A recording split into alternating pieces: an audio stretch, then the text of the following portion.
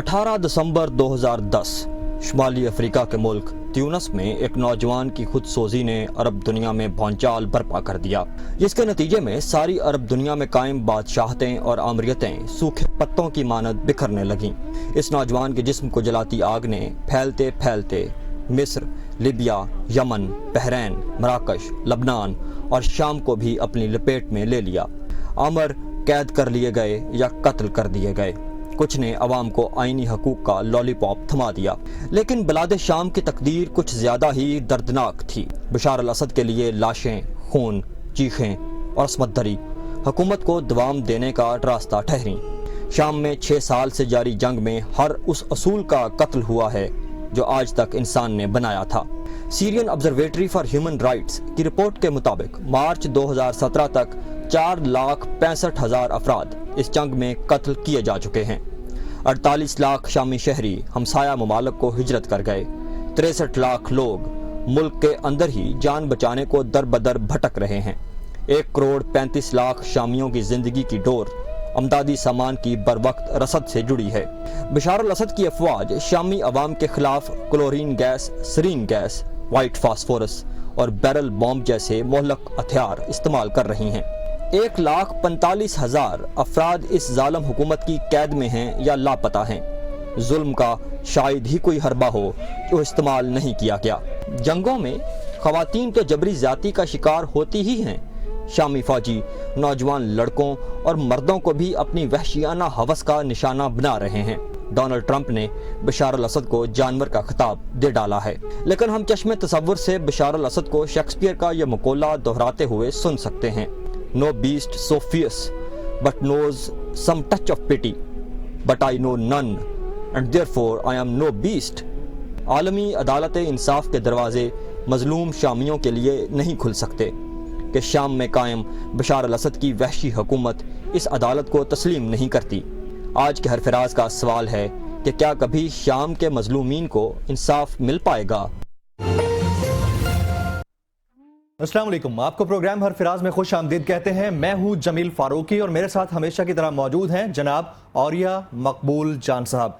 नाज़रीन, शाम में बशार अल असद के जंगी जराइम की तवील फहरिस्त, कुल आलम और आलमी अदालत इंसाफ की खामोशी, एक मुफस्सल रिपोर्ट आपने मुलाहिजा की।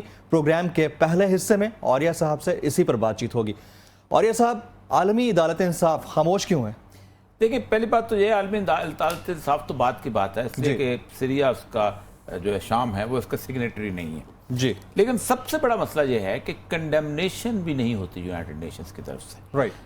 जो सिक्योरिटी काउंसिल जिस वक्त उसको लेके आती है, किसी किस्म की उसके डिस्कशन करने की कोशिश करती है, तो रूस उसको वीटो कर देता है, और रूस जब वीटो करता है तो फिर सिक्योरिटी काउंसिल खामोश हो जाती है। यहाँ किरदार बुनियादी तौर पर यूनाइटेड नेशंस का एक डिबेटिंग सोसाइटी से ज़्यादा नहीं है। और पूरी दुनिया में लोग कहते हैं ना यूनाइटेड नेशन बहुत बड़ा अदारा है और पता नहीं क्या कुछ है।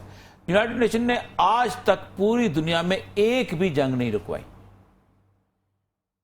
13-14 साल जो है वियतनाम की वॉर चलती थी, यूनाइटेड नेशन खामोश रहा। सेरेमोनियल रोल रहा है उनका। Ceremonial debating society. राइट। तकरीरें बड़ी मजेदार होती है। नवाज शरीफ भी तकरीर करेगा, ज़िया-उल-हक भी तकरीर करेगा, बेनज़ीर भी तकरीर करेगी, ओबामा भी तकरीर करेगा, ट्रंप भी आ गया तो वो भी तकरीर करेगा, तकरीर करेंगे ये वो इंसानी हकूक फलां फलां फलां फलां जगह इंसानी हकूक हो गया, ऐसी की तैसी। तुम्हें कुछ नहीं।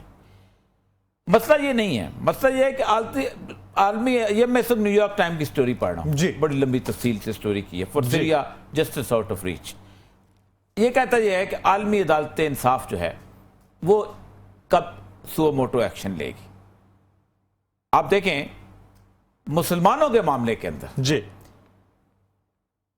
10 साल 8 साल उन्होंने देखा कि मुसलमान बोस्निया में मरेंगे, कत्ल होंगे, जिल्लत और रुसवाई इख्तियार करेंगे। यानी हालत ये हो गई थी कि वो लोग जो थे वो मुर्दा जानवर खाने पे मजबूर हो गए थे। एक वहाँ पुल है जिस पुल के बारे में कहा जाता है कि ब्लड बाथ पुल कहा जाता है जी, बोस्निया के इलाके, कि वहाँ नौजवानों को लाके खड़ा किया जाता था और उनको गोली मार के उसके दरिया के अंदर फेंक, डैन्यूब दरिया जो है वह गुजरता है जी जी, डैन्यूब से वो उसको गिरा के, यानी गाँव के लोगों को बाहर निकाला जाता था, मर्दों को और नौजवान बच्चों को लदा करके कत्ल कर दिया जाता था, औरतें रह जाती थी। क्रास्चिट और मिलोसेविच जो थे उसके माने में थे। जब उन्होंने देख लिया कि मुसलमान अच्छे खासे कत्ल हो गए हैं, जब मुसलमान तबाह बर्बाद हो गए हैं, जब मुसलमानों के अंदर वो कैफियत नहीं रही कि अपने मजीद जंग कर सकें, जी, तो उस वक्त उन्होंने, अमेरिका ने इंटरवीन किया। क्यों इंटरवीन किया? कि अगर मुसलमानों की जंग जीती जाती तो एक फंडामेंटल किस्म की इस्लामिक गवर्नमेंट हो जाती। यही वजह है कि मिलोसेविच ने यूरोपियन यूनियन को मुखातब होकर कहा था, do you want a Muslim country right in the heart of Europe और नॉट? क्या तुम चाहते हो कि यूरोप के एन मरकज में जी। एक मुसलमानों का मुल्क बन जाए? यानी ये लोग कहते हैं ना कि मुस्लिम, ये जो कि दो कौमी नजरिया कोई चीज नहीं है जी। ये दो कौमी नजरिया वहां भी चीखता है, ठीक।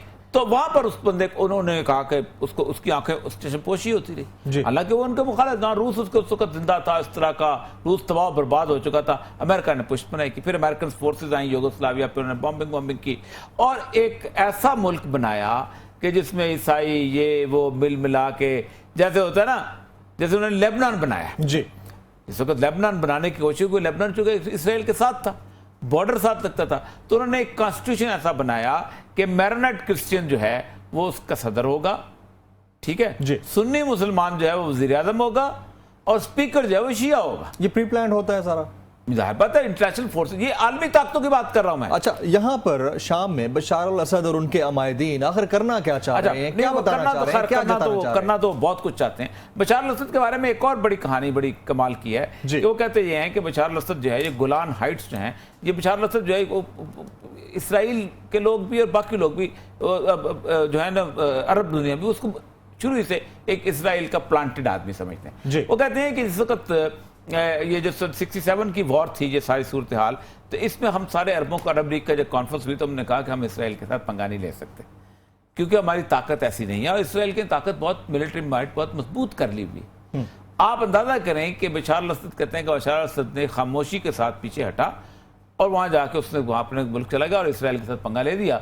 और जैसे ही इसराइल के साथ उसने लड़ाई शुरू की, इसराइल ने मिस्र पे हमला कर दिया और वो नहर सुएज के कोने तक जा पहुंचा। जी। उधर से इसराइल को यहाँ गोलान हाइट्स लेनी थी, इसराइल ने यहाँ की गोलान हाइट्स ले ली और जॉर्डन कमजोर था जॉर्डन, तो वो कहते हैं तमाम जो कि उर्दन के लोग हैं, इजिप्ट के जो लीडर्स हैं, वो कहते हैं कि बशार अल असद ने बेसिकली एक प्री प्लान्ड इसराइली तरीके से उस पर हमला किया। राइट। और ये सब आपने अपनी आंखों से अहवाल देखा है, आपने विजिट किया, उस पे तो हम बहुत मुख्तलिफ लंबी इलाकों में डॉक्यूमेंट्री गए। इंशाल्लाह पेश करेंगे। मुझे ये फरमाइएगा, क्या मजालिम और सितम की हद देखें, हद किसी देखें, बड़ी हालत ये जंग है, की तरफ ले जा हालत सकते ये हैं? है कि नहीं, जंग तो बहुत बड़ी जाहिर बात है होनी है वहां पर, जी। इसलिए कि रसूल अकरम सल्लल्लाहु अलैहि वसल्लम की पेशगोइयां जो है वो ये कहते हैं। देखिए 4,65,000 के करीब, बल्कि 4,90,000 के करीब बाद लोग कहते हैं, लोग जो हैं जी। वो बेचारे इस जंग में मारे जा चुके। जी, ये कोई छोटी तादाद नहीं होती, 8-10 शहर बनते हैं, पूरे शहर इसके अंदर तबाह के बर्बाद हो चुके। जी। 45 लाख के करीब महाजरीन हैं, 63 लाख के लोग जो हैं वो इंटरनली डिस्प्लेस हैं, कैंपों में रह रहे हैं, कोई बॉर्डर पे रह रहा है, कोई किसी जगह रह रहा है,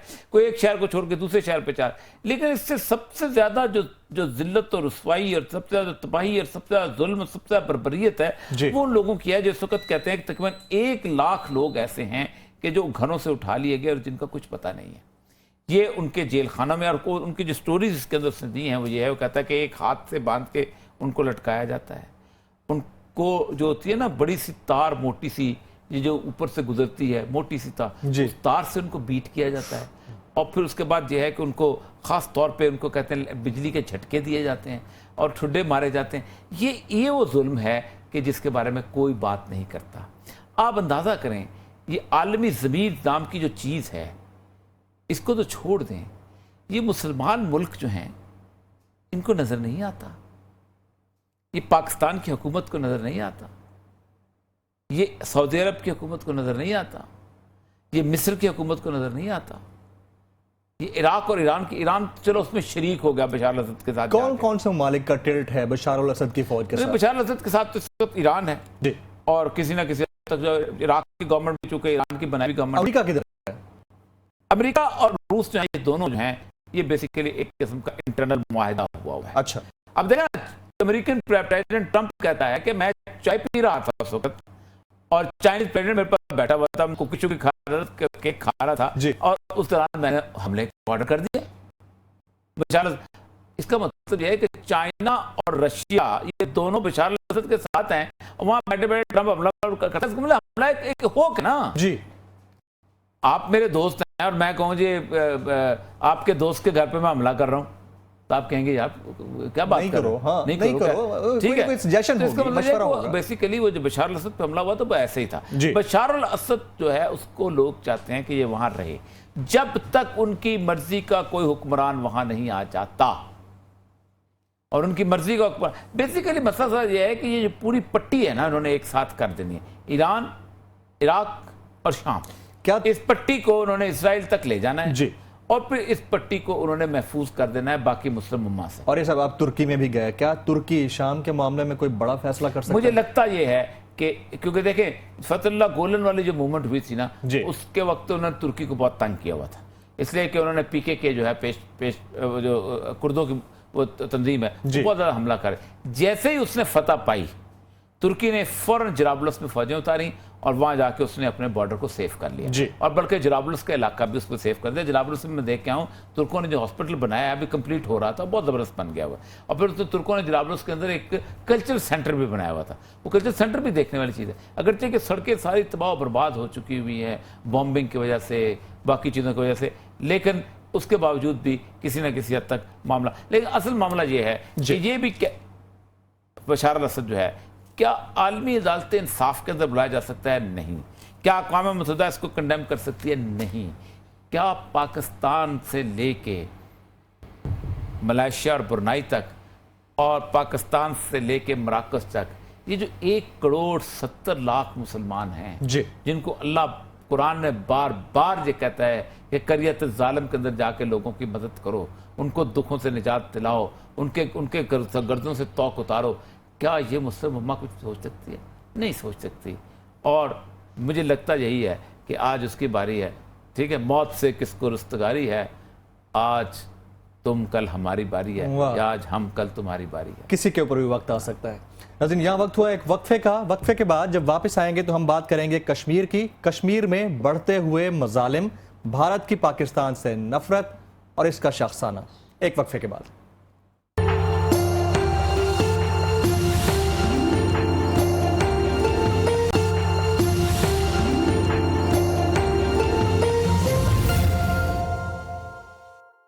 नाज़रीन, कश्मीर में भारतीय फौजी मुसलमानों को गाड़ियों के आगे ह्यूमन शील्ड के तौर पर इस्तेमाल कर रहे हैं और आलमी मीडिया बिल्कुल खामोश दिखाई देता है। ये नफरत किस तरह की नफरत है, प्रोग्राम के दूसरे हिस्से में औरिया साहब से इसी पर बातचीत करते हैं। औरिया साहब, देखिए, आज अमेरिकन एडवाइज़र आया हुआ है जहाँ पर उनका डोनाल्ड ट्रंप का जो है जी, अमेरिका एक अरसे के बाद अब दोबारा इस पूरे पाकिस्तान, अफगानिस्तान, भारत के एरिया में एंटर हो रहा है। जी, आज से तकरीबन कोई 10 साल पहले हेली क्लिंटन जब उस वक्त अपने बामे अरूज पे थी तो उसने एक आर्टिकल लिखा था, where we are going to invest in next 10 years। Yes, तो उसने एक फॉरेन पॉलिसी गाइडलाइन दी थी कि अगले 10 साल हम जो हैं वो फार ईस्ट में इन्वेस्ट करेंगे, कंटेनमेंट ऑफ चाइना, इस पूरे इलाके को हम उसको देखना चाहते जी। हैं। उसकी एक बुनियादी वजह ये थी, वो कहते थे कि असल मसला यह है कि people who believe that strength of America lies inside America are fools, कि जो लोग समझते हैं कि अमेरिका की ताकत अमेरिका के अंदर है वो बेवकूफ़ लोग हैं। अमेरिका की ताकत अमेरिका के बाहर जी। है और अमेरिका बाहर से ताकत जो है वो गवर्न करता है। इसलिए ज़ाहिर बात है बाहर की मार्केटों के, बाहर के रॉ मटेरियल से तो अमेरिका की ज़िंदगी चलती है। मतलब अगर आज तेल की ऊपर अमेरिका का कंट्रोल ना हो, इराक है, सऊदी अरब है, लीबिया है, इस तरह के और बहुत सारे ममालिक जितने भी हैं उन पर अमेरिका ने कंट्रोल किया हुआ जी। है। तो डॉलर्स के अंदर तेल बिकता है। ठीक, अगर डॉलर के बजाय पाकिस्तान के रुपए में तेल बिकना शुरू हो जाए तो $1 के $80 जो है मिलना शुरू हो जाए मार्केट के अंदर। क्योंकि क्या बात है, एक मुकाबले पे एक चीज़ होती है जो इंट्रिंसिक वैल्यू जो है वो डॉलर को स्ट्रेंथन करती है, जिसको पेट्रो डॉलर कहा जाता है। जी, इसकी जो ट्रेंड बदला है उससे इंडिया को एक थोड़ी सी खौफ पैदा हुआ है, बड़ा अजीबोगरीब। वो कैसा? और खौफ ये है कि कल को अमेरिका ये कह सकता है कि हम पाकिस्तान और इंडिया के दरमियान एक मिसालियती का किरदार अदा कर, बल्कि उन्होंने कहा भी है। अच्छा, जैसे भारत ने बड़ा रिएक्ट किया था। इस दौरान में कश्मीरियों की जो मूवमेंट है, पीसफुल मूवमेंट जो है, वो दुनिया के नक्शे पे आई है। जी, उससे पहले आर्म स्ट्रगल थी, वो हमारे नाम लगाते थे, ये पाकिस्तान से असला आ रहा है तो पाकिस्तान से ये आ रहा है। अब तो हालत यह है कि वीडियो देखी नहीं जाती। जी, मतलब कश्मीर के बच्चों को जो है वो उनको मारा जा पकड़ा मारा जा रहा है, किया जाता है। बहुत बुरी तरह मारा जा रहा है। वैन में बैठे हुए हैं और उनसे पाकिस्तान मुर्दाबाद के नारे लगवाए जा रहे हैं। एक आदमी है, उसकी दाढ़ी को पकड़ा हुआ है और उसको मारा जा रहा है। उसको कहा था को मोदी मेरा बाप है, ठीक है। साथ पाकिस्तान को गालियां दिलवाई जाती हैं। फिर इस तरह एक जगह नीचे भी बिठाया हुआ है और ये वो बच्चे हैं जो प्रोटेस्ट कर रहे थे। अब पिछले दिनों तो एक वीडियो चली थी कि उन्होंने कश्मीरी को बांधा हुआ था और जीप के ऊपर बिठाया हुआ था ताकि कोई पत्थर ना मारे, क्योंकि अगर पत्थर पुलिस उस पर मारेंगे तो उस पर चीरी नौजवान पे लगेगा। तो ह्यूमन शील्ड के तौर पे उसको इस्तेमाल किया हुआ था। ये बहुत तकलीफ दे सूरत है। पैलेट्स का तो बड़ा मशहूर, तकरीबन 900 के करीब और बच्चों और बच्चियों की आंखें ज़ाया हो गई।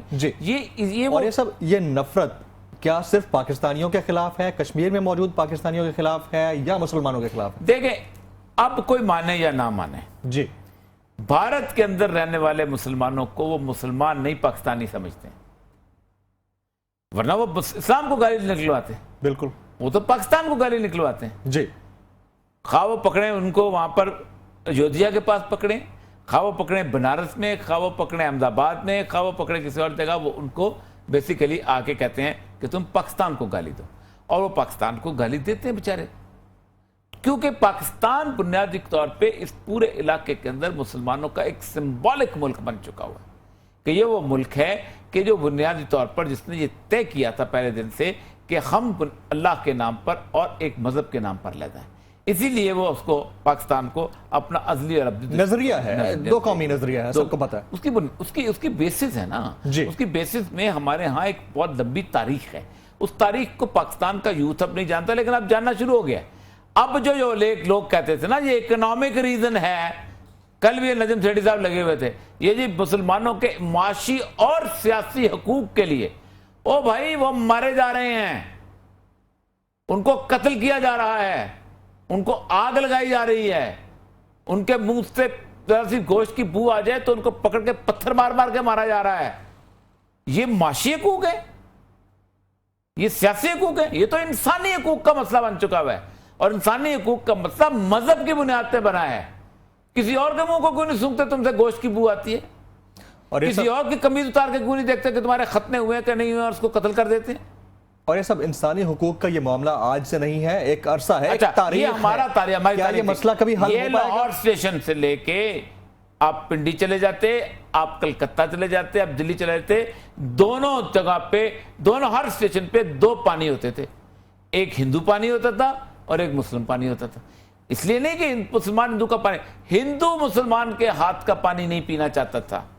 किसी रसोई में अगर मुसलमान घुस जाता था तो उसको कहते थे ये मलीच आ गया है, रसोई को गंगा जल से धो दो क्योंकि पाक नापाक हो गई है। अच्छा, जो कौम अपने शूदर को अपनी इबादतगाह में दाखिल ना होने दे, जो कौम अपने शूदर को सुनामी के अंदर आने वाले चावल और उनको डबल रोटी और वो चीजें ना दे, इसलिए कि ये शूदर इन तक नहीं पहुंचने चाहिए, और अपने ब्राह्मण और आला नस्ल के लोगों को और जातियों को वो देते रहे, उन कौम का क्या हो। अब आगे कश्मीर की सूरत है। कश्मीर में इस वक्त बर्बरियत की एक इंतहा है, यानी, और मैं देख रहा हूं कि कश्मीरी नौजवान जो है ये पाकिस्तान के जो बेसिक फंडामेंटल साथ था उससे बिल्कुल और तरीके से होता जा रहा है। जी, वो कहते ये हैं कि पाकिस्तान से हमारा ताल्लुक और पाकिस्तान से हमारी मोहब्बत सिर्फ एक वजह से, और वो ला इलाहा इल्लल्लाह। जी, वरना जमीन का टुकड़ा तो वहां भी मौजूद है, जमीन का टुकड़ा यहां भी मौजूद है। बिल्कुल, अगर वहां की बजाय आपने यहां पर ही अगर उन्होंने जवाहरलाल नेहरू की औलाद की बजाय, ठीक है, जुल्फकार अली भुट्टो की औलाद और मियां मोहम्मद शरीफ की औलाद के मतहती होना है, तो फिर तो वो नहीं कहते। इसलिए आप देखें कि बार बार उनके यहाँ खिलाफत की बात होती है। वो कहते हैं हम पाकिस्तान के अंदर जाएंगे, पाकिस्तान का ऐसा होगा तो पाकिस्तान में भी हमारी मूवमेंट जो खिलाफत की मूवमेंट बिल्टअप हो जाएगी। अब वो जिस तरह के नारे चाहिए, ये जो वानी था, ठीक, बुरहान वानी की सारी मूवमेंट जो थी वो बेसिकली खिलाफत इलाहिया के लिए थी। अब वो कहते हैं कि चूंकि, और उसकी एक वजह है, उसकी वजह यह है कि कोई भी कौम इस तरह, खसूसन मुसलमान, जमीन के लिए इस तरह जान नहीं देता जितना अल्लाह के लिए जान देता है।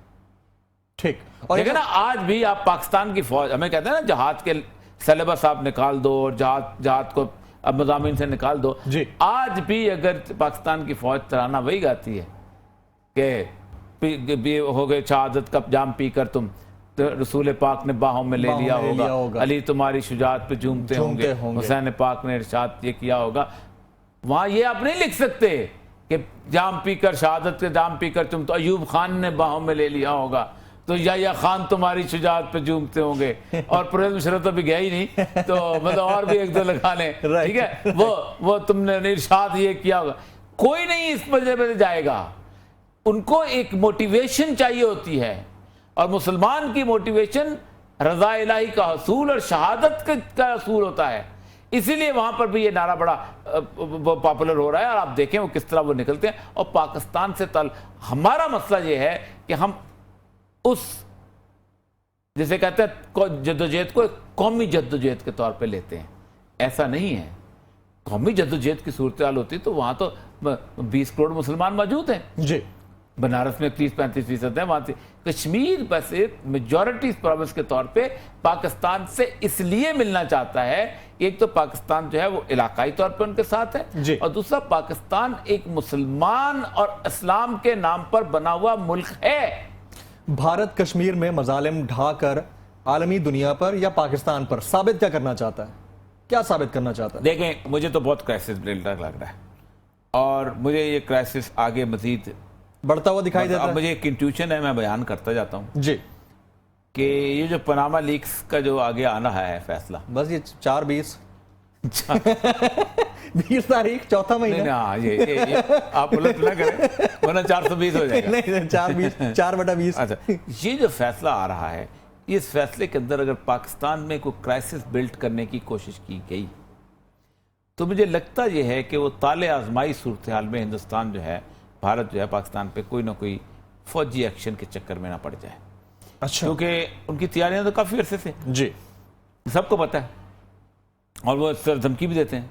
वो अपनी एक पॉलिटिकल स्ट्रेंथ भी बनाना चाहते हैं कि चूंकि पाकिस्तान के अंदर या एक पॉलिटिकल आया सूरत हाल आई है, हम चाहे, या उसको ये है कि वो चाहते हों कि पाकिस्तान की जो है फौज जो है वो पीछे बैरक्स में ही रहे इस तरफ, और ये पॉलिटिशियंस आप पर लड़ते रहे, लड़ते लड़ते तबाह हो जाएंगे। कोई सुप्रीम कोर्ट का हुक्म मानेगा नहीं मानेगा, क्योंकि मुझे एक एक्सपेक्टेशन बड़ी, दोस्त का साथ देने के लिए आएगा, आप ये ये मैं कहना नहीं कह चाह रहा, रहे हैं? इतनी बड़ी बात मैं नहीं कहता हूँ, इतनी बड़ी बात नहीं कहता, शादी में आ सकते हैं, हाँ, इतनी बड़ी बात मैं नहीं कहता, लेकिन किसी न किसी हद तक ये सूरत हाल बिल्ट होती, मुझे एक इंट्यूशन कहती है कि खुदा ना खास्ता ऐसा ना हो जाए, ऐसा हुआ तो बड़ा गलत होगा। और दूसरी बात यह है क्योंकि नॉर्मली ऐसी बात जो है वो उसको एक्सपेक्ट करना चाहिए, क्योंकि पाकिस्तान की तारीख में एक ऐसा फैसला आ रहा है कि जिससे पहले इस तरह के फैसले नहीं आए। जो यूसुफ गिलानी था ना, उसका अपना बेचारे का कोई कसूर नहीं था, उसने बॉस के कहने पे खत नहीं लिखा था। बॉस ने कहा था खबरदार खत नहीं लिखना, हाँ जी, उसने कहा माई बाप मसले को नहीं, जलील हो जाएंगे, खत नहीं लिखेंगे जी, ठीक है। तो मेरे प्राइम मिनिस्टर उस वक्त पावर्स प्रेसिडेंट के पास थी, प्राइम मिनिस्टर के पास उतनी नहीं थी। नहीं, प्रेसिडेंट के पास कोई पावर नहीं होती थी, प्रेसिडेंट के पास तो कोई पावर कम नहीं। जरदारी साहब की बात नहीं, वो तो most powerful president of Pakistan, इसलिए कि पार्टी के हेड थे ना जी, पार्टी के हेड थे प्रेसिडेंट। तो वो जो ना उन्होंने दवाई का, तो वो फराज का जो शेर है ना कि जिंदगी तेरी अता है तुझे जाने वाला, तेरी बख्शिश तेरी दहलीज पे धर जाएगा। उन्होंने कहा वजारत उज़्मा तेरी अता है तुझे जाने वाला, तेरी बख्शिश तेरी दहलीज, उधर गए। लेकिन यहाँ नहीं, यहाँ चूं चा चा चचरू होनी है। आज तकरीबन पूरे लाहौर के अंदर तकरीबन 1 घंटे के अंदर इसके ऐलान के बाद पूरे लाहौर में पोस्टर लग गए, कायद तेरा एक इशारा, हाजिर हाजिर लहू हमारा जी। ये लहू जो है ना, ये हमने देखा हुआ। Sir, coming back to the topic, final question ये बताइएगा, भारत क्या अब भी सेक्युलर स्टेट होने का दावेदार है? इतने मसाले सेक्युलर स्टेट कोई मुसलमानों के खिलाफ नहीं, भारत हो जी, या रूस हो या फ्रांस हो या अमेरिका हो, मैंने आपको बताया ना जी, सब एंटी मुस्लिम है, सेकुलर कोई नहीं। पाकिस्तान का जो सेकुलर है वो भी सेकुलर नहीं, एंटी इस्लाम है। सेकुलरिज्म का नारा कोई नारा नहीं है, एंटी इस्लाम नारा है। भारत का भी पूरा एंटी इस्लाम नारा है, एंटी मुसलमान नारा है। सेकुलरिज्म नाम की कोई चीज नहीं है। बिल्कुल, जैसे कहते हैं ना कि अपना कोल्ड क्या चीज है, it is absence of heat जी, बिल्कुल बिल्कुल की कोई चीज। इसी तरह सेकुलरिज्म क्या है, इट इज एंटी इस्लाम। ठीक है, बिल्कुल ठीक है, आपका पॉइंट आ गया। नाज़रीन, जहां वक्त हुआ एक ब्रेक का, ब्रेक के बाद जब वापस आएंगे तो एक और इंपॉर्टेंट बात भी और आपकी लाइव कॉल्स भी। हमारे साथ रहिए।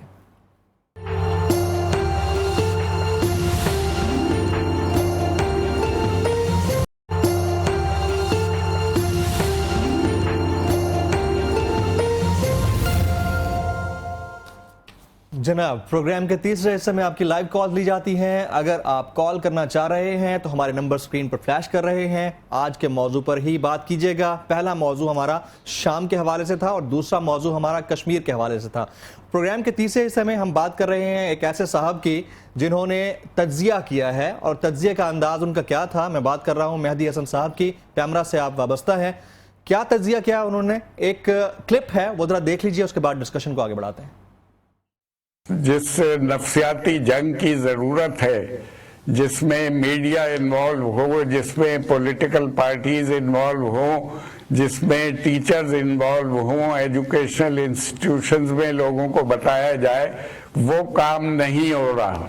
रिलीजियोसिटी जो है वो अपने उरूज पे है।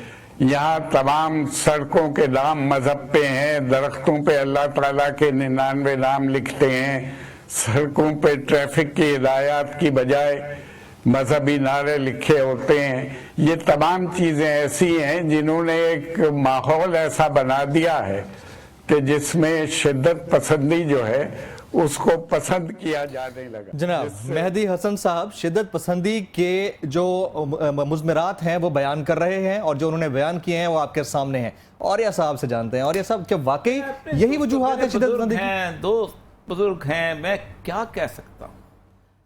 यानी आप कोई बात करो यार। कोई मैंने कहा ये सेकुलर नहीं, एंटी इस्लामिक हैं बेसिकली। ये लिबरल नहीं, एंटी इस्लामिक। इनको यानी दरख्तों के ऊपर अल्लाह के 99 नाम लिखे हुए बुरा। शिद्दत पसंदी का एनालिसिस किया जा रहा है कि चूंकि पाकिस्तान में इर्द गिर्द 99 नाम लिखे जाते हैं, इससे यहाँ शिद्दत पसंदी का इजाफा होता है। वो भाई कोई ताल्लुक है? इन लोगों ने बड़े बड़े कमाल फिक्रे घड़े होते हैं। Sir Islamic Republic of Pakistan है तो नाम लिखने में हर्ज क्या है? इस्लामिक रिपब्लिक ऑफ पाकिस्तान तो है दुनिया में। मुझे ये बताइए दुनिया में कहाँ इस तरह के ट्रैफिक के इशारों के चीजें इंस्ट्रक्शन लिखी होती हैं?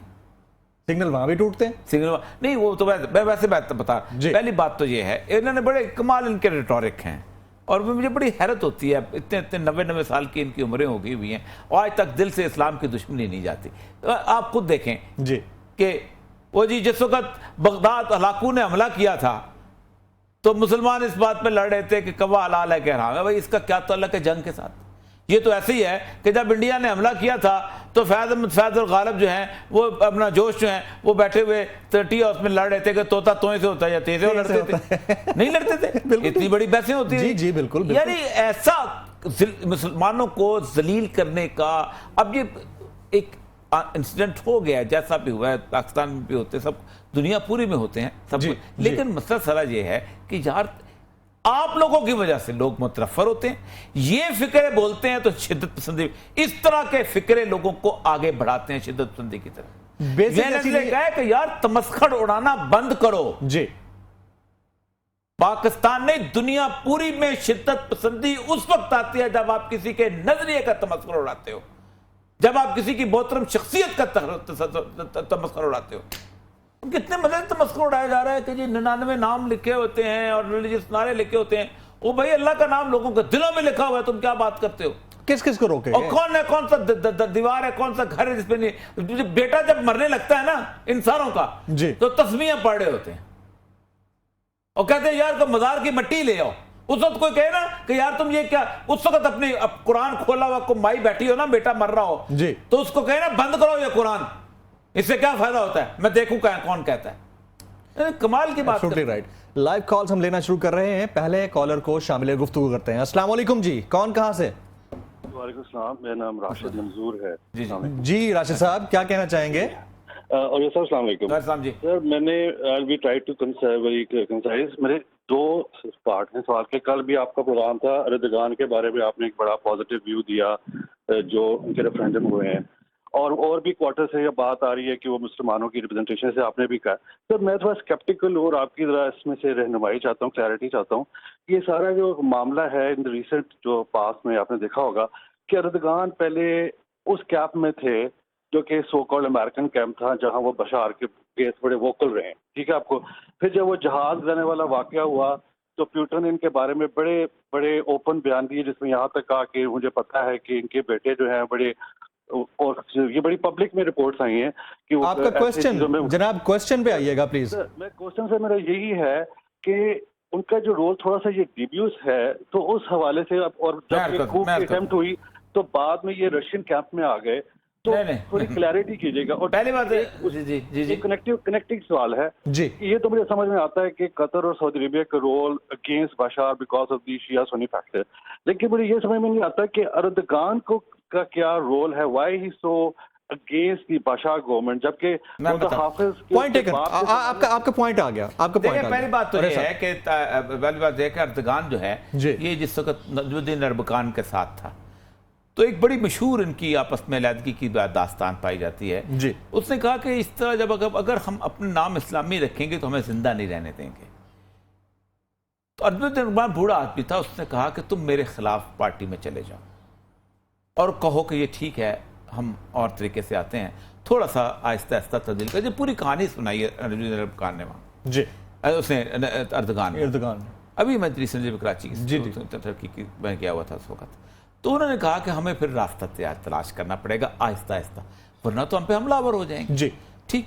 और दूसरी बात यह है कि आप अंदाजा करें कि जिसने फ्रीडम फटोला जिस वक्त लेके गया है वो जी, फ्रीडम फटोला तो साथ गया था, आप अंदाजा करें गजा वाज होस्टेज, मैं तो उन सुरंगों में से गुजरा हूं उस तरफ से जी जी। जाने आप देखें वो गजा वाज होस्टेज, वहां को खल्ला नहीं पहुंचता था, ये फ्रीडम फटोला गया है तो गजा खुल गया जी, एक साई ऑफ रिलीफ मिली है, सिंपल सी बात मुस्लिम्स को, बिल्कुल ठीक।